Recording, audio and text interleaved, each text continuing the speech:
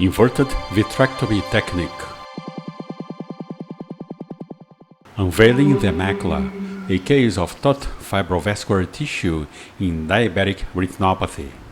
A 63-year-old patient with a long-standing history of diabetes mellitus presented with a moderate cataract and progressive visual decline reduced to counting fingers at the time of surgery. Despite prior treatment, including panretinal photocoagulation and 3 bilateral intravitreal injections administered 3 years earlier, the disease had continued to progress as evidenced by fundus photography, fluorescent angiography (FA), and optical coherence tomography (OCT). The procedure commenced with cataract extraction. A standard 3-port 23-gauge parsplana vitrectomy was then initiated. Dense fibrovascular proliferation was observed over the macular area. Peripheral laser scars were noted, and the vitreous base was carefully trimmed. A complete air fluid exchange (AFX) was performed. Brilliant blue dye was applied over the macula to highlight epiretinal membranes. The cortical vitreous stained effectively, allowing continuation of the dissection.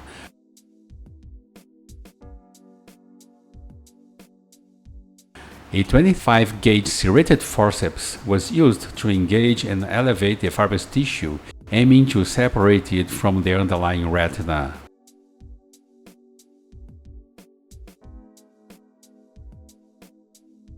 The membrane was notable taut.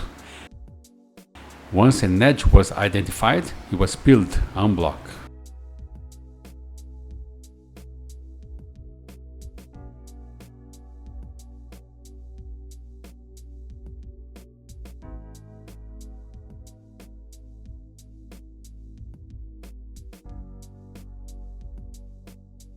Residual fibrous tissue was removed to ensure complete macular clearance.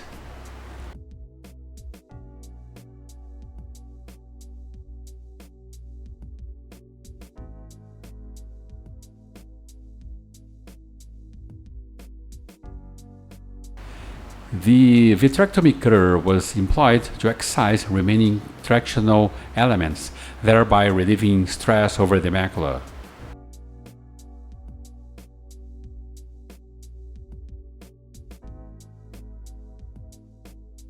With the macular surface exposed, neovascularization was evident, accompanied by mild pre-retinal hemorrhage. Final steps. Panretinal endolaser photocoagulation was performed across the entire retina. A second air fluid exchange (AFX) was completed. Non-expansile SF6 gas was installed to support retinal reattachment. Thank you for your attention.